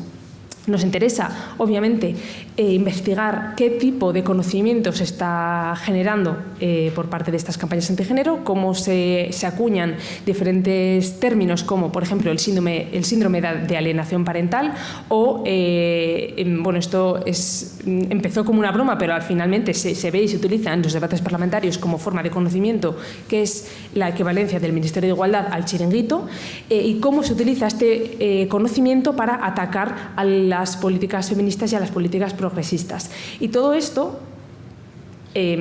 conectamos esta agenda de actuación, el ejercicio de la violencia política y la producción de conocimiento para intentar mapear cuál es la contribución a la desdemocratización que hacen estas campañas antigénero. La pregunta que guía este paquete de trabajo es ¿cuál es el impacto en la democracia europea? Queremos, si podemos, esto está en proceso ahora mismo, pues un poco medir y situar cuál es el daño que se está haciendo a la democracia en los diferentes países. Para esto estamos haciendo un análisis multimodal de documentos, entre ellos pues tenemos documentos escritos, por ejemplo, programas electorales o alegatos de ley, vídeos también, audios de actores antigénero para identificar los mecanismos internos y estrategias discursivas, políticas y materiales que están articulando para avanzar en su proyecto político. Entonces, este es el único paquete de trabajo que realmente mira las campañas antigénero, porque lo que decía antes, una contribución original de nuestro proyecto es que no solo miramos a qué se está haciendo por parte de las campañas antigénero, sino qué se está haciendo también desde la sociedad y desde las instituciones para intentar no solo responder a estos ataques, pero también seguir avanzando en la lucha feminista. Y aquí pues entra el paquete de trabajo 3. Aquí, en este campo, miramos a las respuestas del movimiento feminista. La pregunta que nos guía es cómo se responde desde el movimiento feminista, en cada caso de estudio, a los ataques de las campañas antigénero. ¿Qué medidas o qué estrategias se están articulando desde el movimiento feminista en todos estos países para intentar contrarrestar y seguir avanzando? Para ello, esto justo estamos bueno, algunos países ya hemos acabado la recogida de datos, otros están todavía a punto de terminar, supuestamente deberíamos terminar todas en septiembre, y la recogida de datos pues, se ha basado en realizar entrevistas o grupos focales con activistas. Una de las preguntas que igual os está surgiendo es, vale, es que el movimiento feminista en Europa y, por ejemplo, aquí yo lo conozco en España, es que es muy grande. ¿Tenéis algún tipo de foco más nicho dentro del movimiento feminista? Porque si no es inabarcable. Bueno, pues sí, tenemos. El tema transversal elegido en nuestro proyecto ha sido las respuestas que se están articulando desde el transfeminismo, ya que lo consideramos dentro de Kindle como uno de las secciones del movimiento feminista que más está sufriendo los ataques de grupos antigénero, no solo ubicados dentro de la extrema derecha, sino también por una constelación de actores de diferentes posicionamientos. Luego, cada equipo, cada universidad puede añadir un tema que considere muy relevante dentro de su contexto político y social. Para nosotras nos parecía muy necesario añadir el tema de movimiento feminista antirracista y movimiento pro-migrante, debido a lo que ha estado sucediendo en tema de fronteras en España, sobre todo con el tema de Melilla, etcétera. Dentro de este paquete de trabajo, como veis, somos muy poco ambiciosas. También estamos articulando la creación de laboratorios, se llaman Feminist Democracy Lab, pero en español sería laboratorios de democracia. Es que laboratorio suena fatal, suena mejor en inglés. Laboratorios de democracia feminista. Hemos realizado solamente uno, pero lo que queremos hacer con ellos es poner en diálogo y en contacto a activistas feministas transnacionales para crear redes de resistencia, para que desde las feministas en España puedan aprender, por ejemplo, de cómo se articulan el feminismo en países donde la democracia brilla por su ausencia, como puede ser Hungría, o para que las feministas de Hungría puedan aprender también de cómo se están desarrollando estrategias más específicas en contextos donde la democracia está más asentada, más consolidada, de momento, como puede ser en Suecia, ¿no? Crear estas redes de resistencia y de conocimiento mutuo. También, ¿qué he hecho? Parte del paquete de trabajo 3 también se dedica a mirar más allá del movimiento feminista offline, mirar qué se está haciendo en el movimiento feminista digital, para no obviar todo el trabajo que se hace desde las redes sociales. Entonces, lo que hemos hecho, y esto sí que ya se ha terminado, es un mapeo de eventos feministas diseminados en contextos digitales desde el 2020 hasta la actualidad. Para intentar ver cómo se está organizando el movimiento feminista en las plataformas, qué tipos de eventos se organizan, son más de protestas, son más de celebración, son más de community building, de conocerse unas a otras, y cuáles son sus luchas y sus objetivos. Es decir, ver un poco desde las plataformas digitales cómo se articula esta resistencia o estas respuestas, o si se están articulando de alguna manera. Después de las respuestas del movimiento feminista, tenemos las respuestas desde las instituciones. La pregunta por antonomasia sería: ¿cómo se responde desde las instituciones parlamentarias, en cada caso de estudio, a los ataques de las campañas antigénero? Para ello, lo que hemos estado haciendo, nos centramos en la política parlamentaria a nivel nacional de cada país, menos Finlandia, que estudia el Parlamento Europeo, para identificar qué tipo de respuestas se están intentando desarrollar por parte de actores críticos feministas. Hemos recogido datos bastante diversos, desde análisis de debates parlamentarios específicos en cada país, y digo específicos porque tenemos varios temas que nos centramos, pero por mencionar los 3 más relevantes son la libertad sexual, los derechos sexuales y reproductivos y los derechos trans. Además de los debates parlamentarios, también hemos realizado entrevistas con actores feministas críticos que hemos identificado como muy vocales en esta lucha feminista a través de los análisis parlamentarios. En total, en todo el consorcio, no solo en España, no estoy tan loca, hemos analizado 156 debates parlamentarios y hemos realizado 144 entrevistas. Sobre todo, hemos hecho mucho target a personal político, pero también hemos hecho entrevistas a personal técnico o personal de apoyo al personal político. Como decía, lo que nos interesa hacer es identificar las respuestas feministas, pero también qué factores están facilitando su articulación o las están construyendo, sin perder de mira la interseccionalidad, porque también nos interesa ver, hay respuestas feministas institucionales, pero ¿cuándo interseccionales son? Porque el movimiento feminista en España, hay una gran parte que es muy interseccional. ¿Esto se está traduciendo también en las instituciones o no? En el paquete de trabajo 4 también, esto todavía no hemos hecho ninguno, lo empezaremos en octubre, que es la creación de los laboratorios de democracia feminista, donde pues intentaremos poner en diálogo diferentes actores institucionales feministas para traducir estos hallazgos que estamos recogiendo en el paquete de trabajo 4, para intentar pues, hacer transferencia, traducirlos en políticas institucionales en toda Europa, sobre todo en el Parlamento Europeo y en los diferentes países que forman el consorcio. Y luego, ya finalmente, y con esto ya acabo porque este paquete de trabajo hemos estado muy centradas en el 1, 2, 3 y 4 y ahora empezamos a descargar un poco de toda esta parte empírica para seguir pues con esta línea de co-crear, que es realmente la que estructura el proyecto.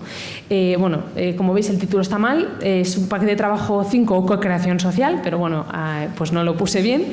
Y este paquete de trabajo lo que va a intentar hacer es poner en diálogo toda la parte empírica, la parte teórica del paquete de trabajo 3 con el paquete de trabajo 4. Poner en diálogo el movimiento feminista, las respuestas del movimiento feminista con las respuestas institucionales feministas, para intentar pues identificar estrategias feministas que puedan ayudar a revitalizar o a reformar la democracia en Europa y también mapear los procesos y prácticas que podemos poner en marcha para promover la igualdad en Europa.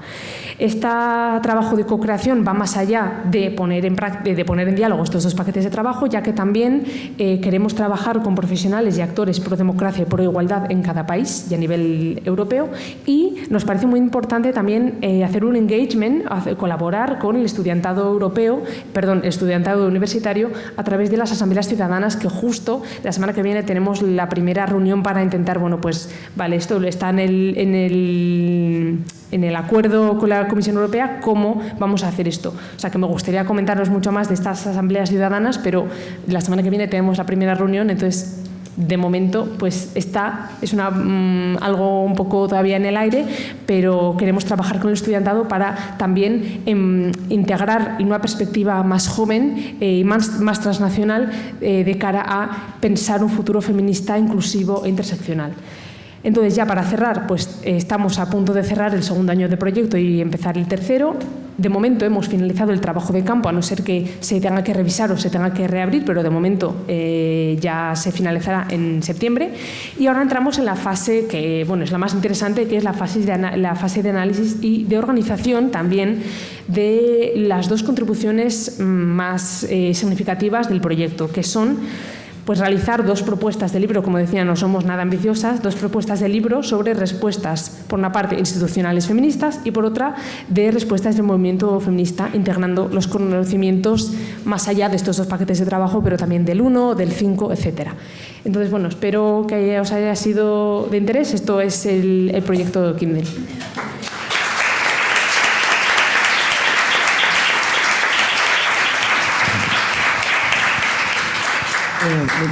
Muchas gracias, Silvia.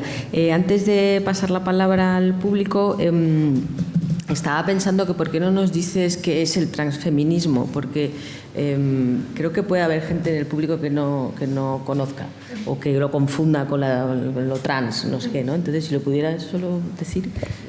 Sí, de hecho el transfeminismo es el movimiento feminista que pone en el centro los cuidados y la lucha de las personas trans. Entonces está muy ligada con la lucha LGTBI, pero sobre todo con la defensa de los derechos de la comunidad trans. Bueno, pero no solo, No, ¿no? no solo, pero lo pone como más de relieve dentro de la lucha feminista, o por lo menos así es como lo definimos en el Kindle. Bueno, pues, ¿alguien quiere comentar por ahí cosas? ¿El micro está? ¿Dónde está? Vale, genial. Nada, muchas ¿me escucha? Hay que arrimarlo bien, sí. Vale, muchas gracias por la intervención. Yo solo intervenciones, vamos. Solo una duda. El proyecto Kindle que acabas de mencionar, tengo mi duda, me parece un poco, por la presentación, ¿no? Un poco circular. Es decir, hay un tema de feminismo, de igualdad, pro derecho, etcétera. Hay toda una resistencia a esos avances, obviamente, pero vosotros parece que lo que proponéis como como alternativa es más feminismo, ¿no? Entonces, mi pregunta es, ¿cómo llegáis a esos grupos antigénero para cambiar realmente sus posturas o que realmente puedan repensar sus actitudes más, digamos, rancias, antigénero, etcétera, ¿no? Porque me pregunto si realmente lo que hace esto es realmente crear más resistencia todavía, es decir, luchar contra el antifeminismo con más feminismo, que estoy totalmente de acuerdo, que es una estrategia, pero sobre todo, ¿cómo lo hacéis exactamente, ¿no? ¿Qué estrategias de implementación y si realmente hay alguna manera? Estoy pensando, por ejemplo, en otros países como Suecia, Alemania, que seguro que conocéis, que por ejemplo me parece muy interesante lo que se hace desde las campañas de asociaciones como Exit, ¿no? Que son estos antiguos miembros, por ejemplo, de partidos neonazis, de extrema derecha, etcétera, que están muy activos en campañas antigénero, anti-LGTB, anti-inmigración, y que han salido de esos grupos, por ejemplo, explican su propia experiencia a exmiembros, ¿no? Para ver también lo que supone los costes también, ¿no? De pertenecer a estos grupos antigénero y cómo realmente, bueno, en muchos casos venden humo, ¿no? Y que realmente acaban pues destrozando y casi como una secta, ¿no? Mostrando el lado más real, ¿no? De estos grupos más radicales, ¿no? Entonces, no sé si también sería interesante incluir, o si habéis pensado incluir también, pues incluso ex miembros de partidos más de extrema derecha, etcétera, que pueden hablar desde dentro, ¿no? de la experiencia, ¿no? ¿Recogemos alguna más? Si te parece. Sí, Bea. Sí, no sé si alguien más tiene por ahí. Sí, bueno, pues yo después. Madre mía, cuando coges el micrófono se te activa el corazón, ¿no? Qué exposición. Nada, agradecer que se hayan nombrado a los movimientos sociales de calle, al transfeminismo. Yo no vengo de la academia, vengo de la calle, aunque trabaje en la Fundación CEPAIN. Y bueno, los movimientos sociales tienen muchas estrategias también, y la calle tiene muchas estrategias de intervención.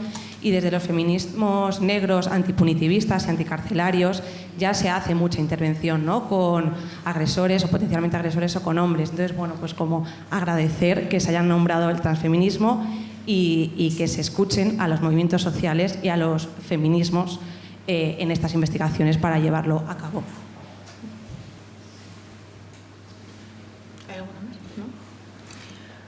Pues voy a lanzar una pregunta también desde aquí. Bueno, primero reconocer el trabajazo que estáis haciendo y, ¿no? Y reconocer lo genias que sois en el equipo de la Complu y en los demás. Y yo te quería hacer una pregunta porque el contexto es fundamental y yo no sabía que en vuestro consorcio está Hungría. Entonces, ¿cómo se investiga? Porque al final quienes hacéis investigación, ¿no? Quienes hacemos investigación sobre estas cuestiones, estás poniendo el cuerpo también, ¿no? O sea, te estás exponiendo mucho. Entonces, ¿cómo se investiga en un contexto, cómo se investigan estas cuestiones en un contexto como Hungría, que ha prohibido, por ejemplo, los estudios de género, que la Universidad Central Europea tuvo que desplazarse a Austria porque no tenía cabida ya allí? O sea, ¿cómo lo viven las compañeras de Hungría? Te quería preguntar así. Y pues a ver si luego nos hace falta ese conocimiento también aquí. Esperemos que no, esperemos que no. Una más y ya, porque si no, efectivamente no habrá café hoy tampoco. Claro, puedo hacer desde aquí, no hace falta a lo mejor el micro. Claro, simplemente preguntar con respecto al contexto europeo actual, lo que acabamos de ver que ha pasado en Francia, ¿no? Esa movilización ciudadana, pero también, digamos, del top-down, ¿no? Que, o sea, el presidente disuelve, propone unas nuevas elecciones y luego toda la ciudadanía, asociaciones, instituciones, creo, o personas que pertenecen a las instituciones, que se puede ver como una respuesta colectiva a ese movimiento de extrema derecha radical que promueve estos valores antifeministas. ¿qué lectura le dais desde vuestro estudio, ¿no? Porque a lo mejor es algo particular en Europa y si es posible que se pueda replicar en contextos parecidos al de Francia, en democracias ya sentadas, ¿no? Por ejemplo, España, si fuera el caso de que ocurriese algo parecido. ¿Creéis que es posible, que no? Gracias. Vale. Bueno, pues muchas gracias por estas preguntas. Voy a intentar ser breve porque creo que nos estamos comiendo el café. En cuanto a las estrategias de implementación para cómo intentar abordar estos actores antigénero, nosotras no trabajamos con actores antigénero. O sea, no vamos en ningún momento a establecer un contacto con estas personas o estos grupos de extrema derecha, por lo que nuestra estrategia no es realmente cambiar su percepción o su mentalidad, que no sé, igual es muy negativa, no sé hasta qué punto es posible.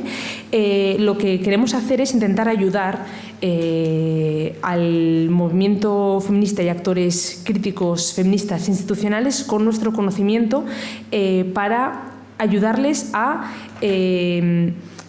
seguir articulando unas respuestas que vayan más allá de estos ataques y que les sigan ayudando a desarrollar una lucha que mire al futuro feminista, que no se queden, porque muchas veces cuando hablamos con el movimiento feminista, con actores institucionales, nos decían, es que vamos al día a día, o sea, no podemos trabajar de cara al futuro porque recibimos tantos ataques. Y algo muy interesante, en el paquete de trabajo 4 se definió al Parlamento, esto hablo del caso de España, como un espacio de violencia máxima. Entonces, desde nuestro proyecto queremos seguir contribuyendo y co-creando con ellas para poder vislumbrar un futuro feminista que no solamente trabaje a golpe de reacción y de ataque de los movimientos antigénero. Gracias por mencionar la chica del movimiento de base. Realmente es muy, muy importante, pero nosotras tenemos muy en cuenta que estamos realizando una labor de extractivismo académico y bueno, es lo que hay, la verdad, pero bueno, gracias. Aunque bueno, de cara a cosas éticas, fatal, pero bueno, estamos aprendiendo mucho de ellas. Luego, ¿cómo se integra o cómo se investiga en un contexto, como decía Bea de Hungría y aquí la compañera también de Polonia, pues tirando mucho de redes personales. Las compañeras de Hungría tienen unas redes de activistas feministas muy grandes y a través de ellas pues generan espacios donde poder verse unas a otras, sobre todo en espacios considerados seguros. Y luego las compañeras de Polonia se enfrentan muchas veces también a leyes que pues identifican como ilegal no la investigación, pero el reunirse con ciertos actores feministas que, por ejemplo, proveen de píldoras abortivas, lo cual está penado con cárcel. Entonces tienen mucho cuidado de contactar con ciertos grupos a través de pues, mensajería que se queda registrado o utilizar códigos para comunicarse. Es decir, tienen un tipo de estrategias muy articuladas para poder llevar a cabo la investigación. Pero sí, es muy difícil.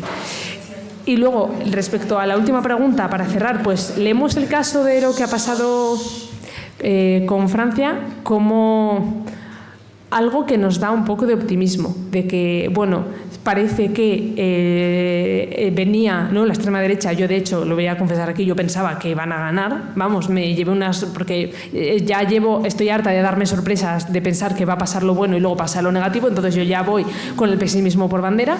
Entonces pensamos que realmente la movilización de los feminismos de base y de los feminismos institucionales son la clave y tenemos que seguir trabajando y ponernos en contacto, ¿no? Trabajar desde la academia, desde nuestra parcelita de la academia, desde la parcelita del movimiento, desde la parcelita de las instituciones, trabajar conjuntamente, crear tejidos y redes que nos posibiliten frenar a la extrema derecha, al menos en cuanto al acceso al poder. Y desde ahí intentar también trabajar para producir conocimiento feminista, no porque queramos, en mi opinión,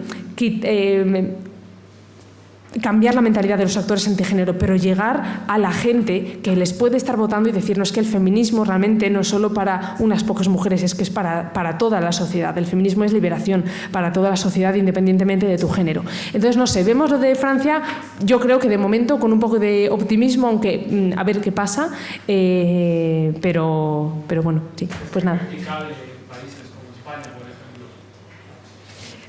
Bueno, en parte, sí, en parte sí. Ya pasó. Sí, en parte. Porque las últimas elecciones fueron un poco eso, ¿no? Gracias. Bueno, pues lo dejamos aquí.